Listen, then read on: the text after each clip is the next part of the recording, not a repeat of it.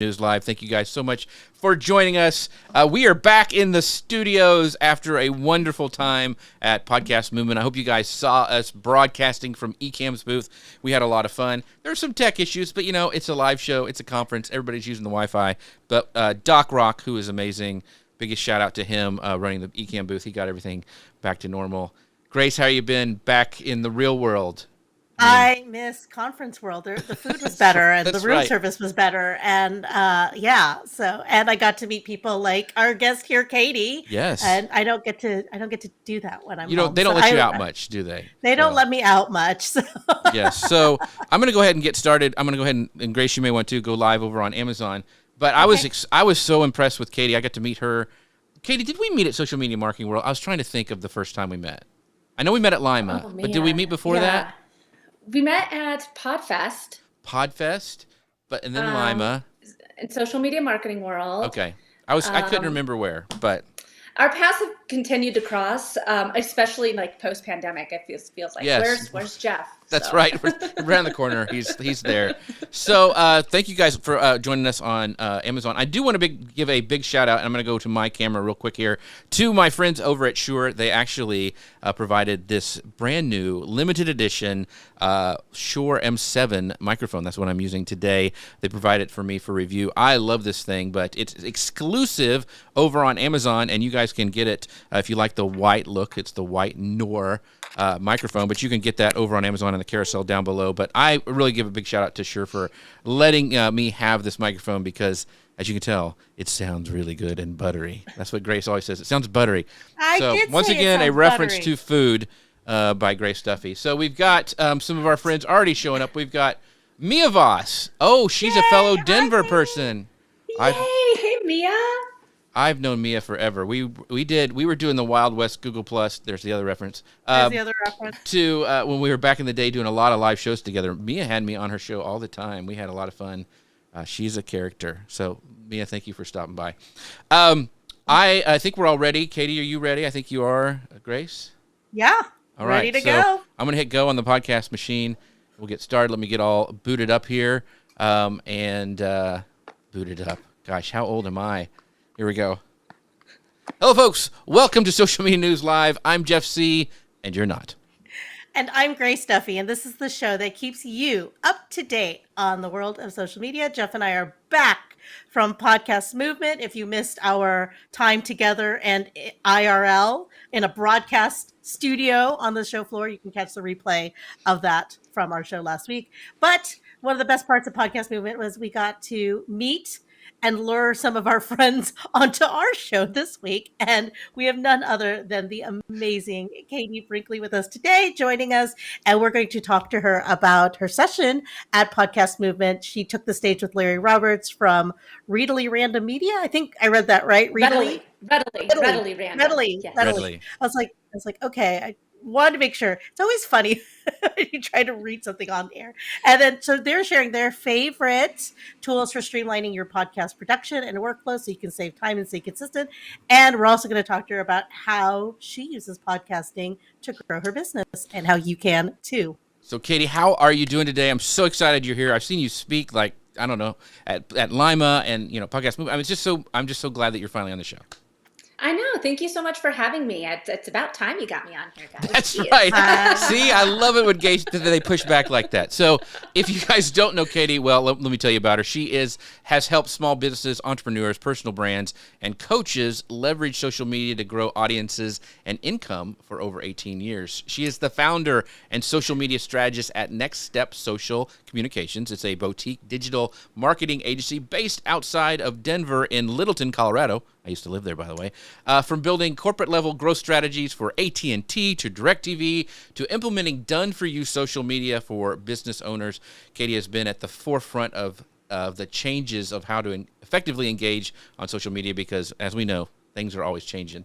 She's a former broadcaster, a speaker, and podcaster, and you can find her podcast, Rocky Mountain Marketing, in all the places podcasts can be found. Go there, do me a favor, leave her a rating and review, share it with your friends, because that really does help podcasters out.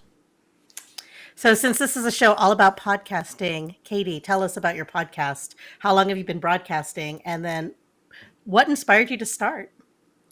Yeah, so Rocky Mountain Marketing is my podcast. I started when a lot of other people started podcasting back in April of 2020 because we were all given the gift of time.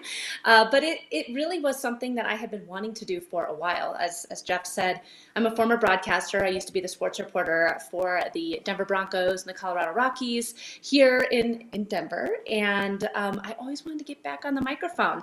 And so what better time than April of 2020? And my podcast has definitely shifted over the past 2.5 years. It originally was interviewing entrepreneurs to share their business tips, their marketing tips that helped them take their business to that next step. And now I bring in one Denver-based entrepreneur and then 2 digital marketing experts from around the world a month just to help share their best insights and their best secrets that some small business owner, some entrepreneur can use to really kind of help them take their business to their next step. So that's Rocky Mountain Marketing. Awesome. And I do want to do, so Katie has been gracious enough to come to us from a remote location. So she doesn't have her like super studio podcast stuff because I listened to her podcast and it sounds really, really good. But we are doing this live. So if you hear, I just want to give her the out, saying like, listen, if there's some crackling or something, it's her podcast is really, really solid. So make sure you guys go check that out. So. I know, sorry. I feel bad. I was like, I'm going to be at my best friend's wedding up in the mountains. And I sure hope that Listen, we've had people call in from elevators before. Not a big deal. So you're it's good. Really not. This is live video. Like we're all in 3 separate locations. Last week, the week before, my internet just stopped working. And then I found out it was because my husband like restarted the power in the house. I'm like, why? Right. See, it's always, and like we've had things where I've done a show from a hotel room and they were jackhammering on the 12th floor, jackhammering off like the concrete on the side of the building. So I've had balcony that. Of all things. So don't feel bad. So I wanted to ask you, because I know you were there, you're deep into podcasting. What were your big takeaways, Katie, from Podcast Movement? Oh man, Podcast Movement was one of the best conferences I've been to in 2022. It was the largest that I've been to, and it was so cool to see all the different podcasters, all the different types of podcasts that are out there.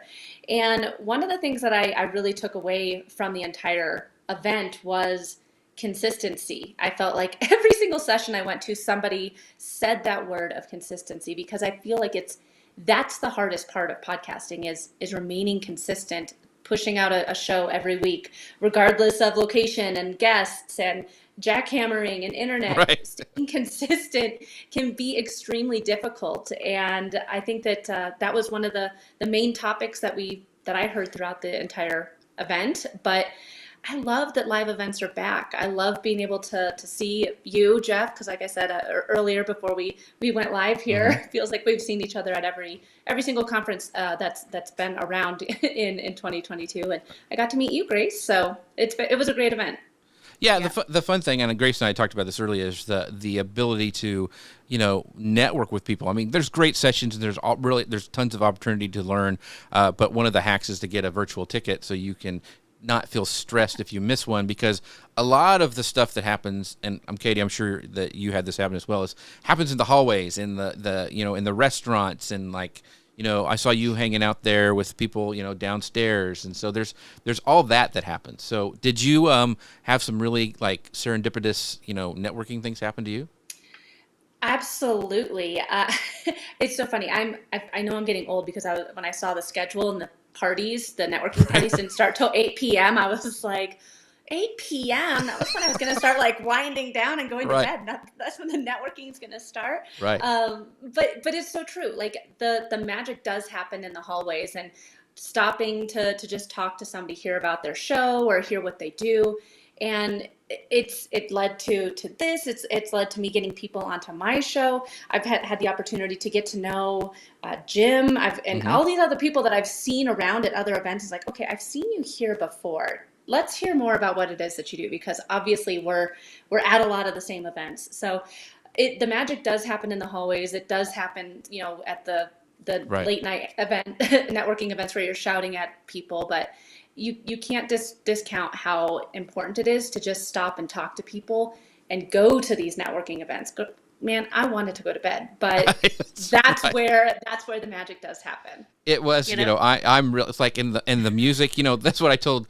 So we went down there, and a lot of times the networking events are really packed. They're in a bar, you know, in the lobby or something, and you know it's loud. And then you know what they need more is live music. So that's what usually happens is you can't hear, and you have to go out in the corners. That's how old I am.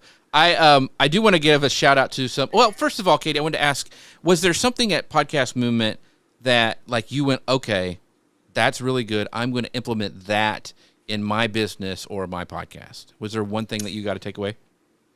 Yeah, one of the things that even though I do social media on a regular basis, I've been really resistant on trying to do live video Mm-hmm. for my podcast. And one of the things that I wanted to start doing earlier this year, I got the inspiration after PodFest, but I've still just kind of been dragging my feet on it, is going live with my guests when their show airs. Mm-hmm. And I think it's such a great way to do cross promotion, get Right. new audiences in, but it gives that second element of like, hey, we recorded this podcast. You can watch it on YouTube. You can listen to it on all the players. But hey, we're just going to go live on Instagram or on Facebook just for 10 minutes to get to know a little bit more about you. So that's one of the biggest things that I'm going to start implementing with a lot of my guests is trying to get them to do a live segment with me the week that their episode comes out. Mm-hmm. And I loved, I'm active on Fireside, but I kind of have forgotten about what an incredible tool it is. I was doing my NFL podcast on Fireside. We stopped during the off season, and we were kind of going back and forth if we wanted to use it again for this season. And after going to that keynote with Fallon and Mark Cuban, I think that it's absolutely a great tool for that live podcast element, especially if you have a lot of fans that want to tune in and maybe want to have that like more intimate feel, more membership type of feel. Mm. Absolutely. Well, we couldn't do this without our friends over at Ecamm. So, That's Jeff, right.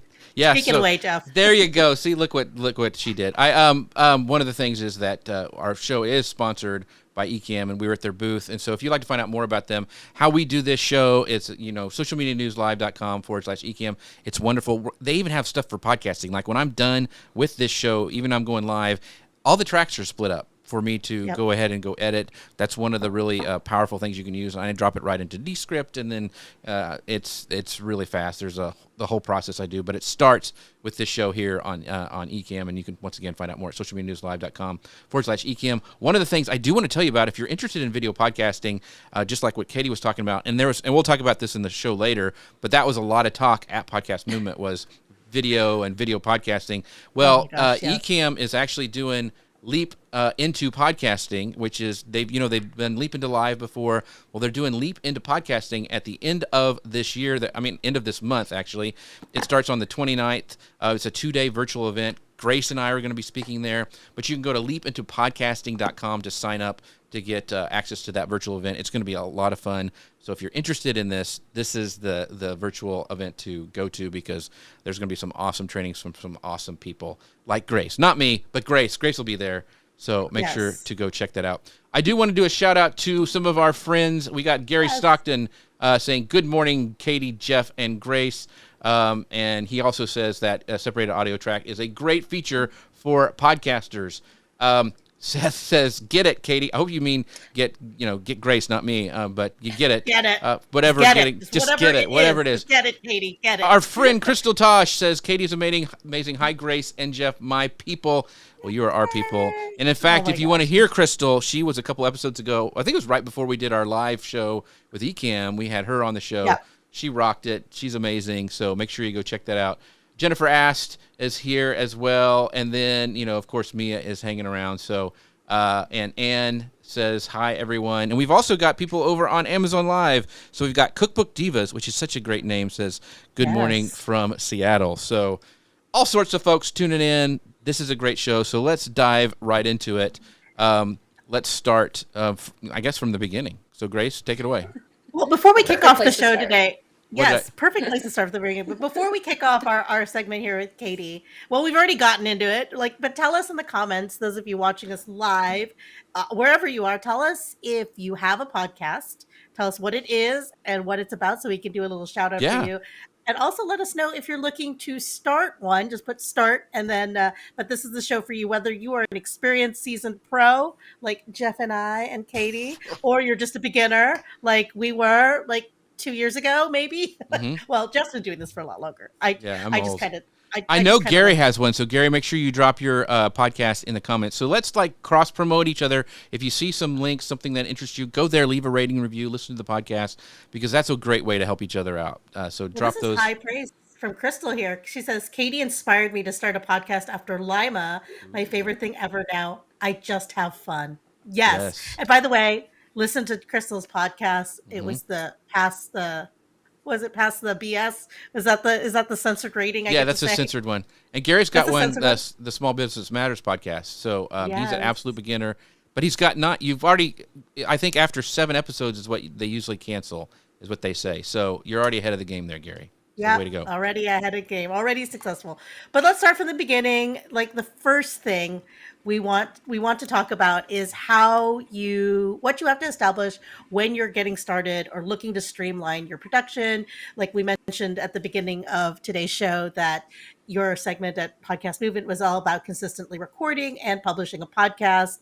And it can be a challenge for any creator, whether you've been doing this for 9 episodes or 90. It's the booking, the scheduling, the recording, and everything, plus engaging your audience and building your community. As you mentioned in your talk, it can be very overwhelming very quickly without a system. So let's start with what is the first thing that we should establish if we're looking to start or streamline our productions. Yeah, so I think that one of the first things when you're deciding, hey, a podcast is for me, is decide if you want to have it be a solo show or an interview show. So what this one is, or if you want to have a co-host. Now, I definitely think that with that, you want to make sure that you have an outline of what type of show you want to consistently talk about. Like I said before, my podcast started by interviewing Denver-based business owners. But then I started getting a lot more people in my network, and I wanted to hear their stories, their advice, their tips. And so as the show went through, I started breaking out my seasons. So first thing you want to decide is what type of show format you want to do. And then very first thing is to record 3 episodes. If you can have those 3 episodes recorded before you even publish them, it's going to make it so that you're already ahead of the game. You'll have 3 episodes out, and now you can focus on getting that next guest, which will lead you into batching your podcast. The last thing you want to be doing is, oh my gosh, I have an interview show and then there's nobody to interview tomorrow. And that's one of the things that happened with me when I was first getting started. Right. Yeah. I think we've all been there. We're like, oh, I have to put out more content. And being consistent is, I think, the biggest things people struggle with when they get started. For us, and we'll talk about this probably a little bit later. Yeah. One of the things, and I've talked with my friend Eric Fisher, who's another OG podcaster, as well as Lou Mangello, who is there, who's like a super OG podcaster. Hope you didn't hear me say that. But the thing is when you do live video, it's really hard to batch. Like you can't. Like, yeah. So like Grace and I, what we've had to do in the past, like when we take Christmas break, we still want to have an episode. We've had to like record one earlier in the week and get it out. So there's pros and cons. When we get into the video podcasting, we'll talk about like you can do video podcasting and batch it too, but it just won't go out live. So there's pros and cons to each. So go ahead, Katie. You're Well, gonna say something. I was gonna say too, one of the things with having the live podcast episode like what you guys are doing is it's great for that interaction. You're able to have people come right in, they can ask their questions, and it really makes people feel like they are a part of the show. And that's the type of format that you guys chose to go with. I absolutely love the live element for it. But if someone's having a hard time just even remaining consistent or getting started, I think that starting with the recorded batched sort of content, and then release it, maybe going live with a schedule that you can like, okay, well, I've been able to find guests consistently that can show up at Tuesdays at noon. What if we go ahead and start incorporating the live show, the live element, and get started that way. So I think that you guys are both seasoned pros. So I definitely think that with live, it was probably a very easy entry for you. But just getting started, I definitely feel like it can seem overwhelming to bring in the live element, especially for finding guests. Yeah, I would. So I did this all wrong. Yeah, I did it the back way. So me and I were talking. Yeah, like me and I, when we started with live, and then I've always taken the live and made a podcast out of it just because I'm lazy and I want to repurpose. So I did it the wrong way. But the way Katie says to do it, if you're getting started, that's probably the easiest. It's the best way to build momentum, I would think, because okay, you're used to what you're doing. You got a thing, and then you can add stuff later. I did it the hardest way possible when I first started. Gary has a good point here. I wanted to pull up because this is another option. So like Dave Jackson invites podcasters to come into the show on Saturdays for his School of Podcasting. He's appeared there a couple of times. So that's a great idea. It's like, if you have a show that's coming out like a weekly show and then having one day of the month where you have something like what Dave Jackson does and brings in somebody, that would be a way to even, slowly integrate that as well, because you could have some time in between shows. So thanks, Gary, for that.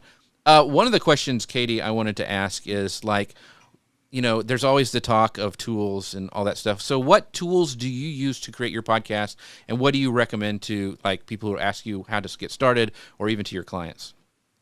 Yeah, so I think a lot of people are like, okay, so you need to have a really good microphone. You need to have like all of the things.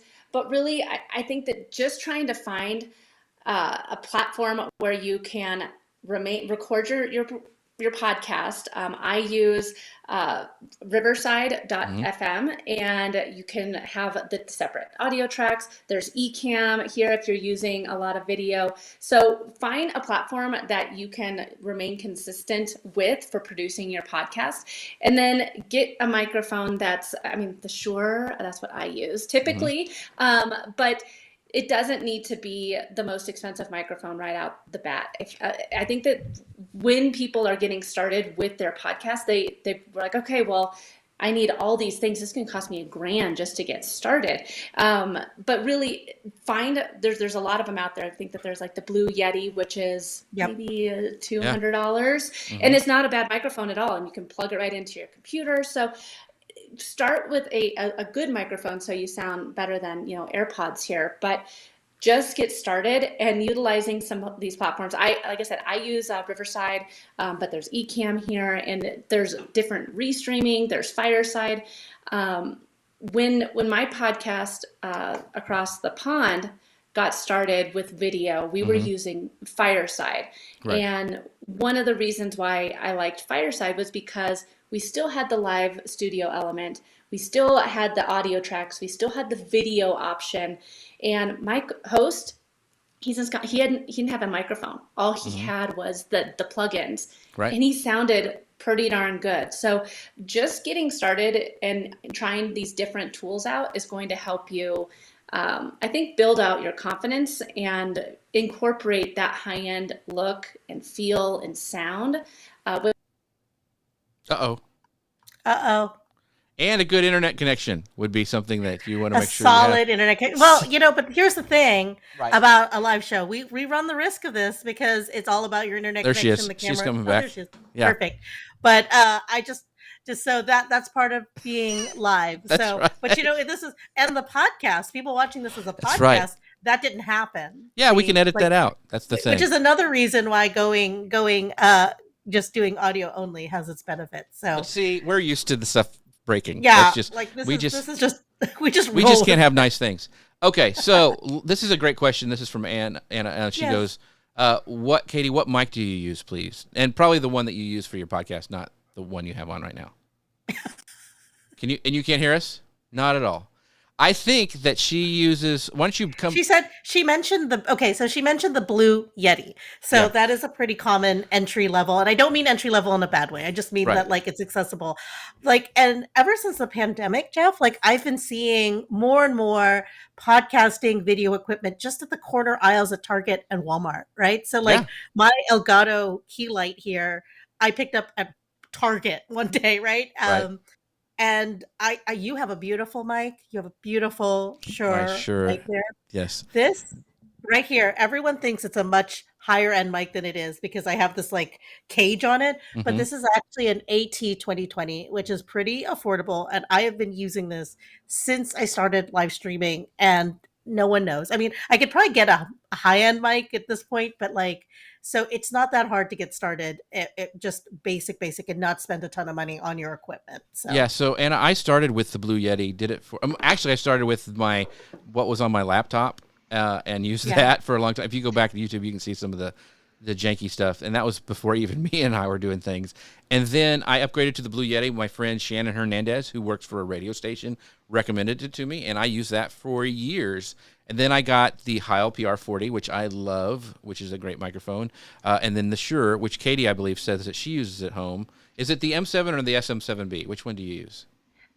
I use the SM7B. I Right. don't have that fancy white one. That one's so Yeah. pretty. I'm very jealous of it. Yeah. So if you want it, it's down there. But one of the things, they will forgive bad video, but they won't forgive good audio, bad audio. So you want to make sure you can get the best one and learn how to, set the gain right, all that kind of stuff.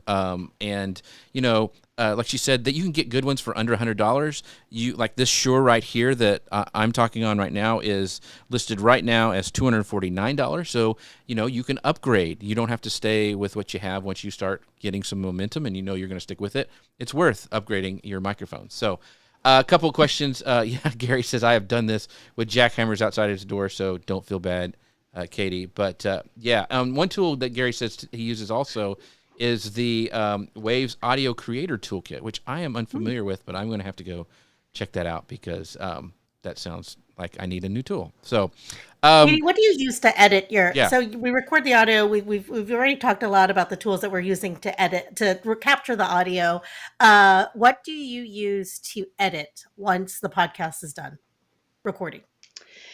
So I edited in all of my podcast episodes in GarageBand. I'm a Mac user. Okay. I was using GarageBand to edit everything, and it worked really well. I know that there's a lot of different tools out there where you can actually edit right in the player. Mhm. So, but one of the things that I did over the past 6 months was I started delegating, and when Yes. I brought in a podcast editor, that was one of the things I hadn't realized how much it was taking up my time, how much time it was taking up with this podcast, because you allow the hour to record, and that's really all I was taking into account. But once I started tracking how long it was taking me to find guests, to send out the emails, to make sure that they knew how to use all the equipment, to then record the episode, to then edit the episode, then upload it to the server, all that was taking me a lot of time. And so one of the things that I was able to delegate out pretty quickly was my podcast production. And it made a world of difference, because then all I had to do was focus on finding my guests and recording the episodes. So I use a product, a software, a company called Pod Machine. Mm-hmm. And I send off everything to them.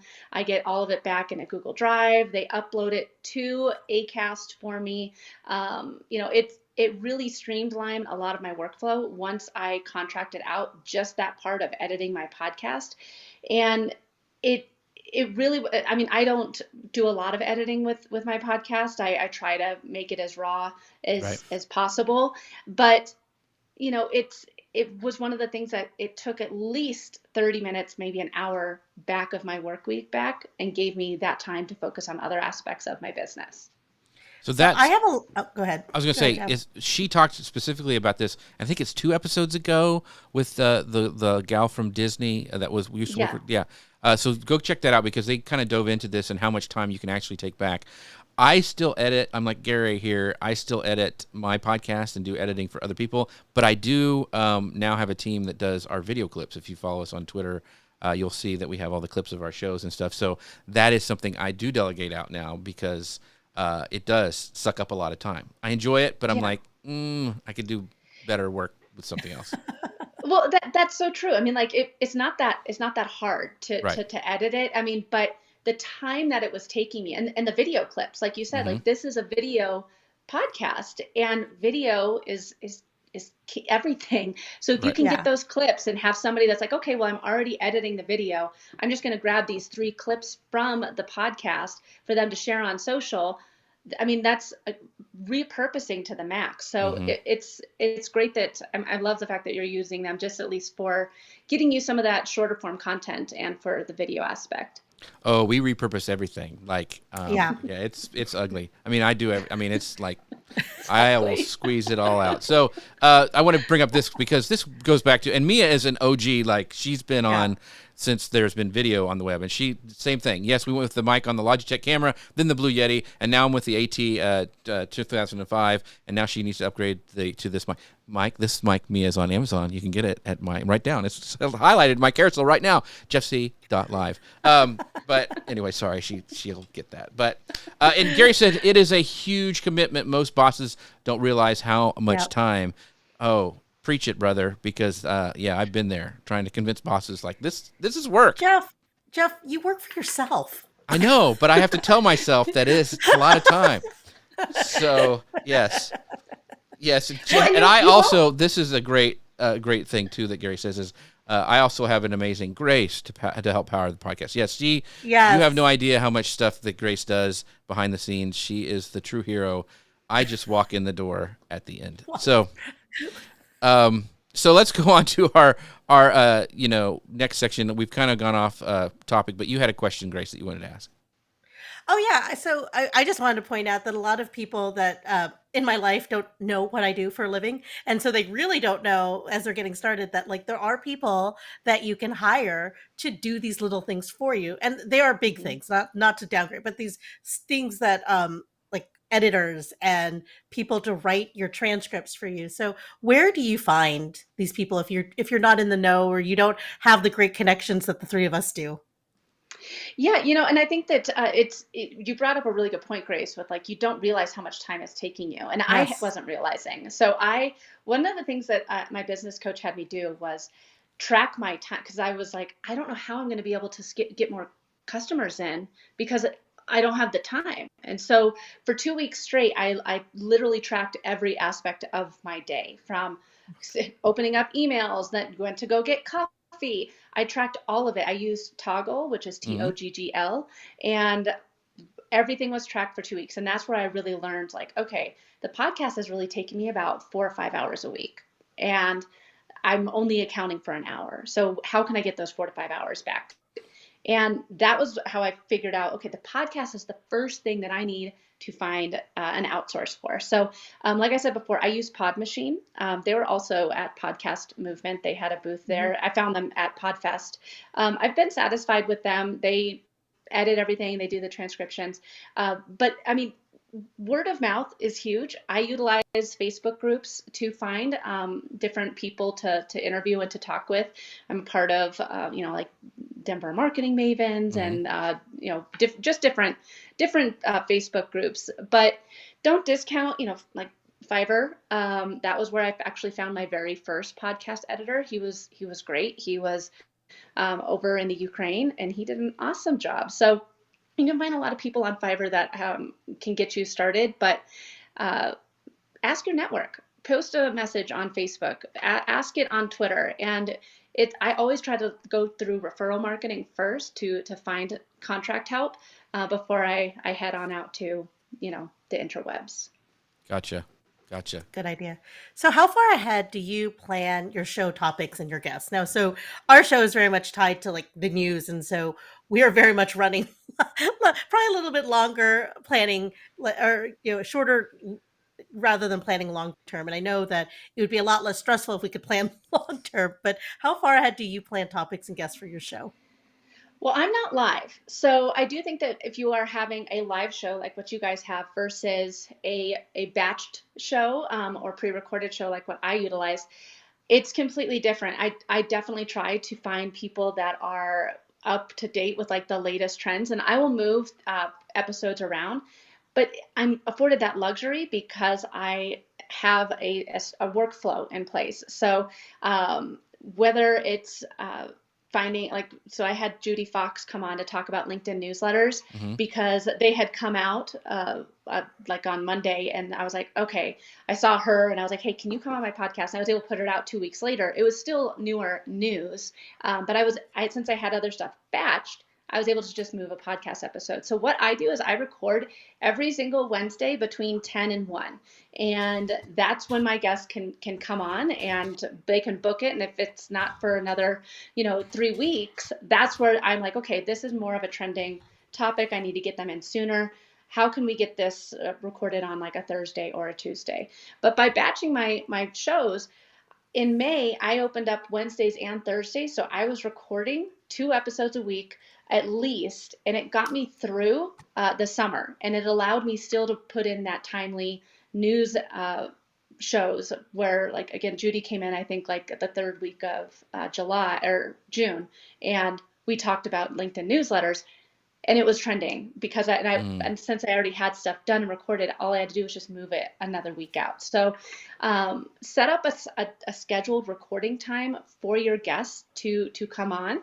And even if you already have, since you already have those 3 shows, you should have a 3-show cushion for your podcast. So right now I'm recording shows that are going to come out the first week of October. And everything, if we talk about something that's breaking news, I have the ability to move stuff around.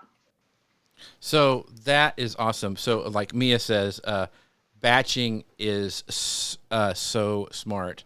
And I totally agree with that. In fact, batching sounds heavenly because sometimes we were like, so you do a trade-off. Like, I love being able to, my thing is always community. I love being able to bring in Mia's comment and Gary's and, everybody asking questions. And that's what gives me fire. And I love talking to the community. But sometimes it would be nice to batch. So there is that trade-off. One of the things that I wanted to ask you, because I think it's Pat Flynn who says that, and I would love to know your take on that. He says it's better not to batch your content as a beginner so that you can learn from your mistakes faster. I don't know what I think about. I'm all about learning from my mistakes, but I don't want to sometimes have my mistakes to be so public. So what is your thoughts on that, Katie? Well, I'll make my mistake very public right now. So when I first got started, I was utilizing LinkedIn to find guests, and I was reaching out to people that had a certain, owner title that lived in the Denver area, and I was trying to make those connections over on LinkedIn. Well, during the pandemic, people had a lot of extra time on their hands, yeah. So I just gave them my open calendar, and one day I recorded 6 podcast episodes.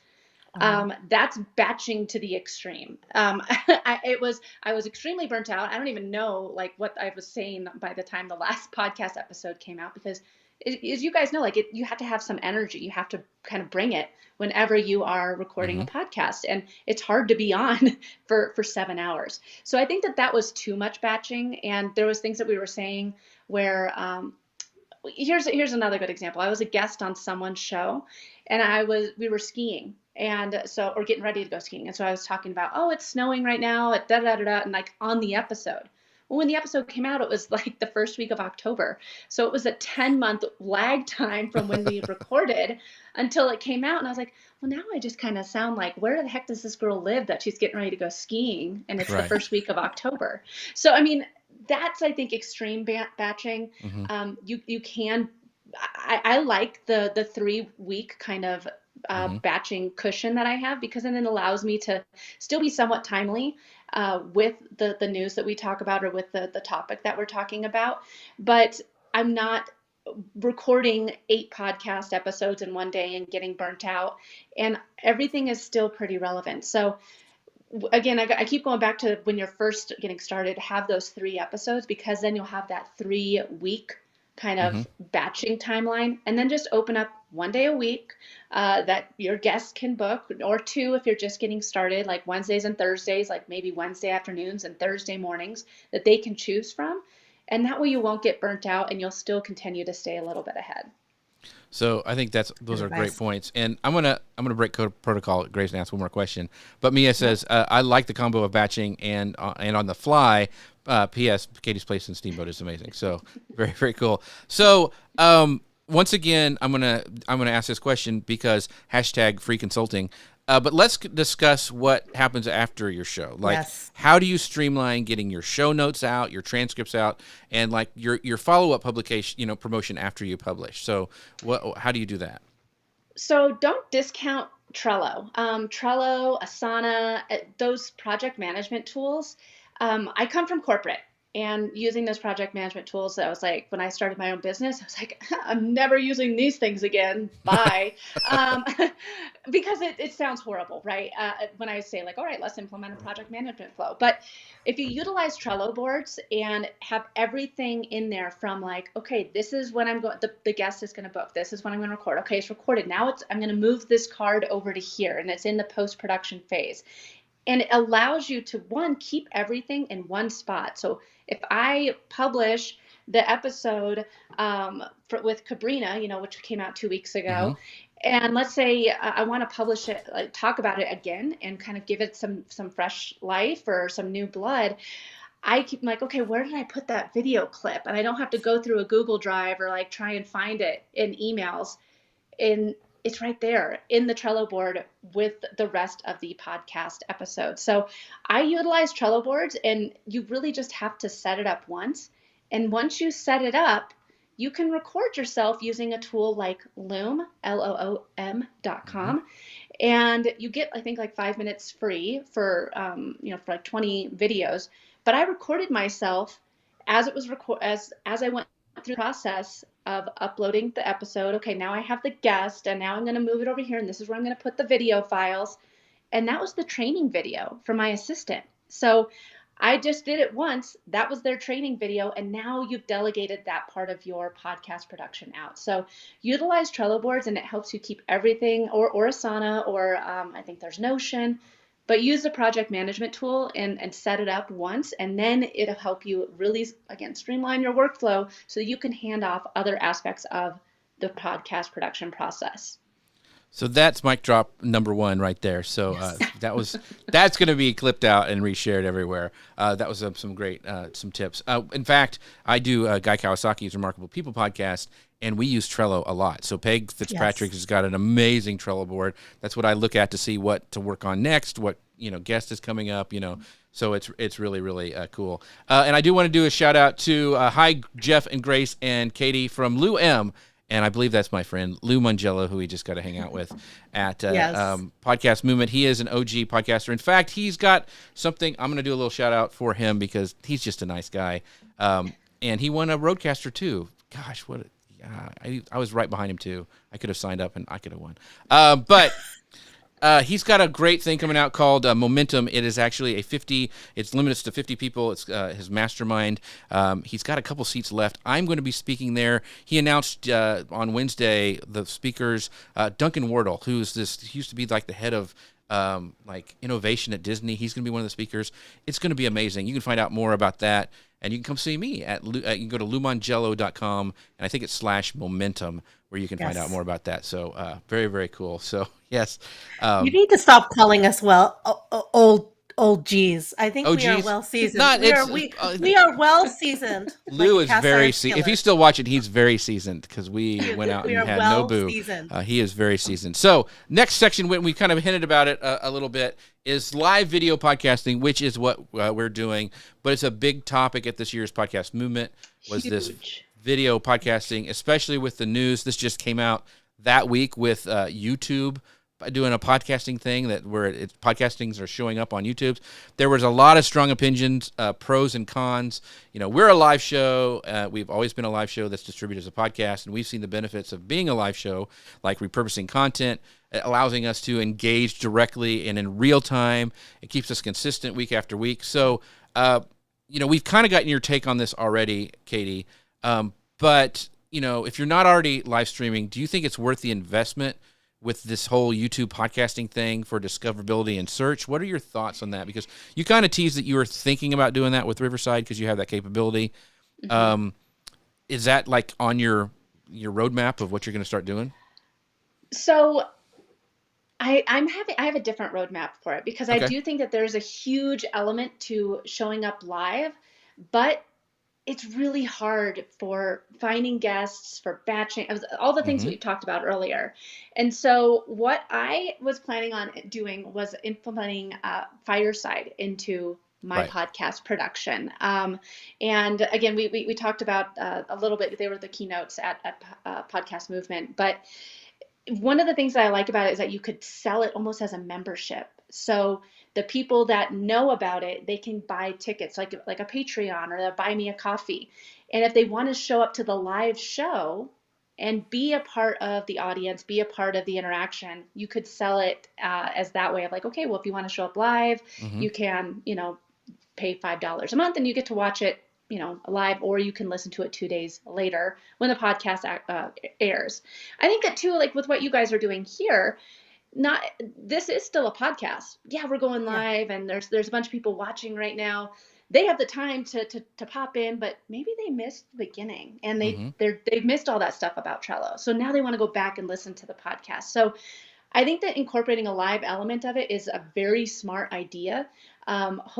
Hopefully it causes enough people to be like, I want to listen to the first half of that episode, or I am just more of an audio person. So I think that incorporating video is essential for your podcast now. Whether or not you want to go live, you do just need to have a bigger roadmap and a really strong guest kind of system. We talked about this in my session a bit about how to find guests, and that I feel like it can be one of the harder aspects of a podcast production, especially when you're live.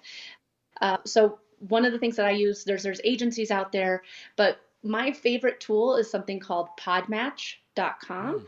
And it's great because it as a show you can be on there, or as just a guest. And so you have a ton of people that want to be on podcasts. And if somebody wants to be on your show, you're going to be, hey, it's a live show on Fridays. If they really want to be there, then they're going to make it work for you. So it's not so much of like, hey, who the heck am I going to find this week? You have an entire directory of people that you can connect with, and you get 4 new connections a day. So, I mean, that's a lot of people that you can connect with. If you have the elite package, I think you get like 20 a day. So that's some serious guest connecting, but it's like Match.com for podcasters, and it's one of my favorite tools for finding guests. And if you're utilizing something like that for if you're an interview show, then it will absolutely make staying consistent and incorporating this live aspect a lot easier. Yeah, my problem when I'm on those directories, they always swipe the wrong way. They're like, get him out of there, swipe swipe left. No, but it's not like Tinder. But the funny thing is there's actually some agencies. I think there's one called Interview Valet, and there's some other ones that will do the same. Guestio. Yeah, there's some services that will do that to help, get those match you those people up, which I think is really good. Now, tell me this, Katie. I've told other beginning podcasters and people this. I think because of video and the stuff that's coming out with YouTube, that if you're starting a podcast, even if you're not going to put it out right away, you still should capture the video element. Oh yeah. Okay. I mean, like think about like Reels. I mean, utilizing it for YouTube Shorts, for your Facebook group, anything. You need to be recording your podcast with video. It's rare now. I feel that I've found somebody that has me come on and it's just the audio. Always have the video, even if you're not going live, because the content you are going to be able to create with that video is going to do wonders for your social media presence, for your podcast growth, whether or not you want to use this clip as an ad or again, like I keep going back to Reels and TikTok. It's going to give you so much more content. So absolutely record your video, your podcasts, and it'll make a world of difference. I mean, that's part of the reason you have a podcast, right? Is to have more content. And this is just more content that you can push out there. So a couple of things with that. We've had some, because I've been really trying to get Guy to do this on his show. There's some people who really don't want to be camera ready. And so you need to make sure when you actually are telling them, like, this is going to be video and we'll record it. It's not going out live, but we're going to record it. It may be used for this. And I think also, like, I had I was blessed to be able to go on Lou's show, and we talked about some of the stuff that I was able to do at Disney. And he has, with all his guests, it's a Zoom call, and you have that interactivity. So it's not just looking like at a bubble or an icon like back in the old days when you'd be on a podcast and you're like just, you're trying to save bandwidth and you like trying to get the best audio. So, but you have that interaction, and you can tell stories, and there's facial interactions that going on, and being able to capture that and use it later, like you said, is, I think, good. But just that interactivity, I think, makes a big difference when you can see the person you're talking to. So, Well, and Jeff and Grace, one of the things too that I think you said camera ready, making sure that your guests know to show up camera ready. When I send out my podcast booking link, everything is in there. So I'm not actually having to go back and forth and spend time anymore. Hey, can I get your bio? Hey, can I get your headshot? Hey, can I have this? So when they book time to show up onto the show, in there, I ask for their bio. It asks them to upload a headshot. It asks them, hey, we are going to be live on video. Make sure that you show up camera ready. Hey, make sure that you show up with an appropriate microphone. It doesn't need to be a $200 microphone, but make sure that you're showing up with something other than just your computer microphone. And then it says, hey, we're going to be sharing this on social media. You will get your own social media clips to share. Will you share? Right. And so people like understand, like, oh, okay, so this, I'm going to be required to share it out with my network. Okay, this is going to be used on video, so I can't just show up, showing up on Riverside on my phone or something, So they show up ready, and you don't have to worry about being like, oh, this is video. Yeah. You got to get out of the PJs. Well, I know. you just have to the top has to be ready, right? Like just the top, just right, just up here. Yeah. The time it takes to glue on my beard is long, but it's worth it in the end time. My God. So one of the things is I want to do another big shout out to the sponsors of the show, Ecamm, and you can find out more about them at socialmedianewslive.com/Ecamm. But one of the things I did want to say about Ecamm is, like, you don't have to use it to go live. You can do it with just what we were talking about earlier, is you can have interviews come on and you're actually recording the show live and in a podcast. So I just want to make sure you guys know that you don't have to go live with Ecamm. You can use it just to record a podcast or a video podcast that you could later upload to YouTube. In fact, right after you're done, it gives you the option if you want to upload that thing right to YouTube and edit it up there. But so anyway, socialmedianewslive.com/Ecamm. They're amazing. And don't forget, if you're wanting to learn how to do this stuff, at the end of this month, they're going to be starting to do the Leap Into Podcasting. Find out more and sign up for that at leapintopodcasting.com. Grace is going to be there sharing her awesomeness, and I'll show up too and press some buttons. So make sure you guys do that because it's going to be a great event. So, all right, next section, Grace. We got to burn through this because, once again, you've taken up so much time, Grace, with all your questions. All of my questions and intrusions. I know. And audibles. All right. We want to talk about, wrap up the show today by talking about podcasting to grow your business. Now, we know that podcasting is an amazing opportunity to grow yourself as a personal brand, grow your community, and promote your business. But so let's talk about how to do that. There's already so much going on as digital marketers. I work for a company that we have these two perspectives. I work for a company, Jeff works for himself, and there's already so much to do. And, we have the show, so it feels like a podcast on top of that. It's just one more thing. So why should I start a business podcast? What are the benefits? Oh man, there's so many benefits. And it's not just for, having the opportunity to grow your business. The thing that my podcast did for me was it grew my network. And if you're a local based business, or if you're a business that needs a lot of networking and referral marketing, it's huge. So, okay, let's just pretend that you are a realtor. Why should a realtor have a podcast? Well, they could go out and interview different small business owners throughout their local community. They could go and interview the boutique on Main Street and the new coffee shop that just opened and hear their story.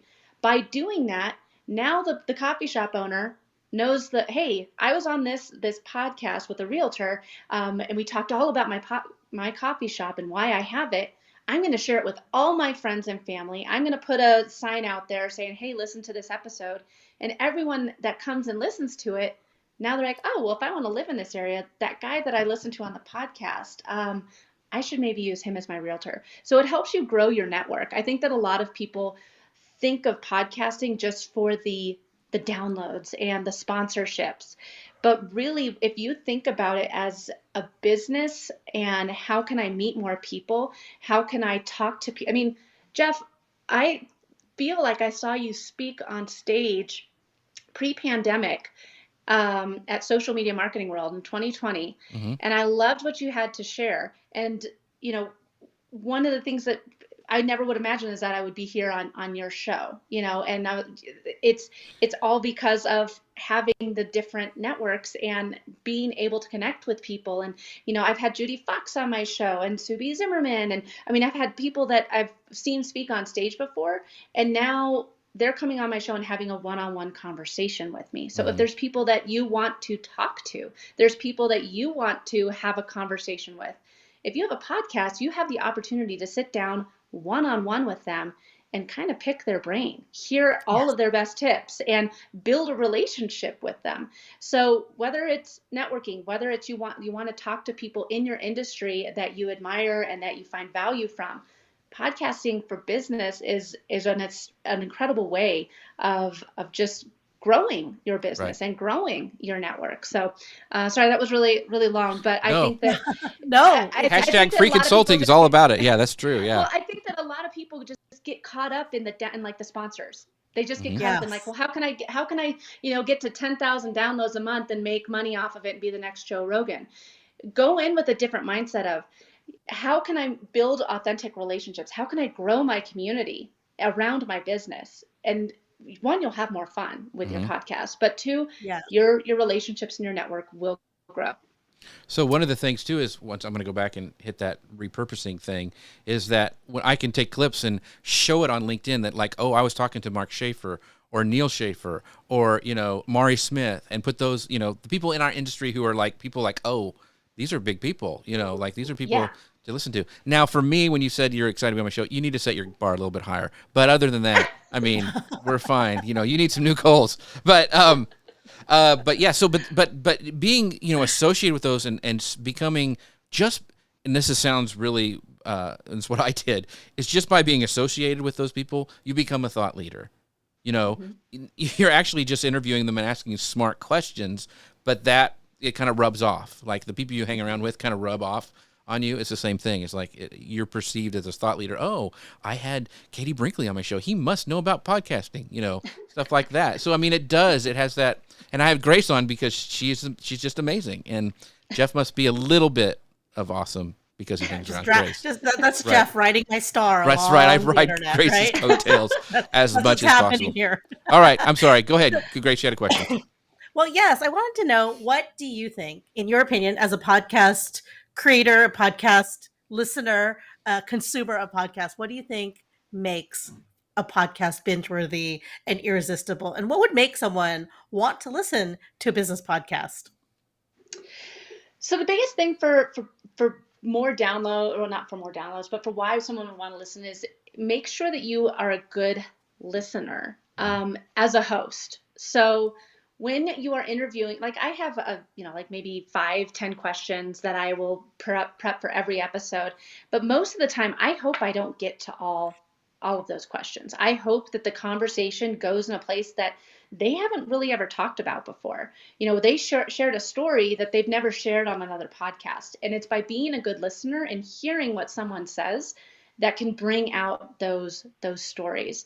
I mean, Netflix, you know, they had spent, I think, like 30 million in documentaries, you know, last year. People want to hear stories. People want to hear other people's stories and what their tips are and why they think that way. And if you can be a good listener and find something like, so she said that she's going to be, trying to implement more Instagram lives.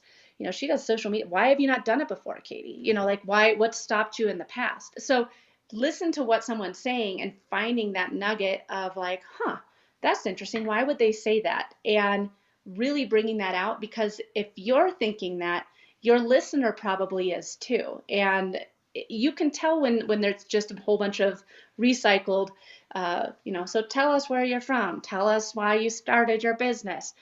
Be a good listener and you'll be able to find amazing stories that people have never shared before. And that's what people will want to hear and become your biggest fans.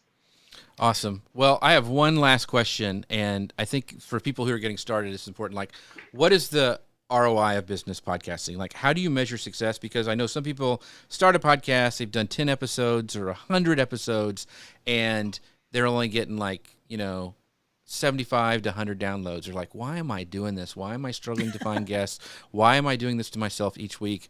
Is this even worth it? What do you tell people who are struggling kind of like that? What's like the ROI of business podcasting? So when you're starting out, don't look at the download numbers. Think about, there's been times where someone has stopped by my office. This is not my office, but someone stopped by my office and she was like, excuse me. And I was like, yeah. She's like, I just want to let you know I listened to your podcast. I was like, oh, well, thank you. And she's like, I love what you shared about Google ads. I've been trying Google ads forever and it's never worked. Don't worry about the download numbers. If you're consistently speaking to 70 people in a room, as somebody that goes out on stage and speaks, I'm happy having 70 people in a room listening to what I have to say. So keep showing up for those 70 people, those 100 people, and find the network of people that you want to connect with. Because as a business podcast, it can be tricky, it can be hard, and it's hard not to look at the download numbers as the overlying, like, that's the key thing. So focus in on the network that you're building with the guests that you're bringing on. And just think about those 70, 100, 200 people that are listening every single week, because you are making a difference in their life. You are impacting them. And if you're standing on stage speaking to 100 people, that is quite a filled room. So just take it and enjoy the ride. Well, I want to share a moment of building on that. I want to share a moment. It was a moment I shared with. So last week, we were live and together in real life recording from the Ecamm stage, and we had our friends that were at the conference just like standing in front of us, watching us. And I had a little emotional moment because I know that we go live. Obviously, I see the comments. I see, I have friends that come on and say, oh, I watched a show about this. It's great. But watching those people physically standing there in front of us, watching us, that was like the aha moment for me of just like, that was the best moment of the conference for me, was just like making that connection of what we're doing. And the people are actually watching us. Like, I was like, Jeff, I'm so emotional. And I just took off my glasses so I could see. So that's how I deal with, we weren't chopping onions. That's how I deal with emotions. Yes. So just ignore it. Press them down. Hold them in tightly. Put food on it. That's right. Eat your feelings. That's my advice. So, Katie, thank you so much for this show, coming on the show today. So much great advice for people. And I want to make sure you have plenty of time to tell people where they can find you, what you got going on, and all the things that is all Katie Brinkley. Yeah, so check out my podcast. It's called Rocky Mountain Marketing. It comes out every Tuesday, and you can connect with me right down there. Next Step Social Communications. I'm on social media, so connect with me on LinkedIn at Katie Brinkley or on Instagram at I am Katie Brinkley. Thanks so much for having me, guys. This is so much fun. Awesome. And it's been good. We're going to have you on again because there's going to be, I know, more podcasting news happening later in the year because it's a changing. And Grace, the amazing Grace Duffy, where can we find you? Tell us what's going on. You can find me here every week with Jeff. Our next show is September 9th at 11 a.m. Eastern, 10 a.m. Central, and you can find us at all the places. And then in between shows, you can find me over at Volley. So, Jeff, do you have our Volley link? I do. Of course I do. Right there. You go to socialmedianewslive.com. Yeah. Socialmedianewslive.com. We have a long URL, Jeff.com/chat. And you can find us, our show there. Jeff and I are both on there. I'm there all week long. So come talk to us, drop in your questions, and it's a great way to connect. So find us there. We'll see you guys next week. Thanks for watching, everybody. Bye, everybody. And promote your video podcast. I'm Katie Fox. And I'm Doc Brock, the community manager here at Ecamm. And we're here to help you find your flow. Guys, this is going to be a cool show that we're putting together to help you launch your podcast. If words like editing really freak you out, you're in the right place, because we're going to talk about how it can be much, much easier than what you have likely in your head. We want to give you an opportunity to get with the flow. You see what I did there? Get with the flow. I think this is going to be fun. We do get a lot of questions from the community about launching podcasts or running podcasts with Ecamm, and thought it'd be a great idea to give you the workflow, like how to do your podcast. And I asked Katie to come along. First of all, make sure you lock this down. Make sure you put this in your podcast, subscribe, so you can get to us as we put these out. And you will catch us Tuesdays at 12 p.m. Eastern on YouTube and obviously wherever your favorite podcasts, including us, are listened to. Come and visit us for the flow. Thank you, Katie. Thank you, Doc. And we'll be in your ears soon.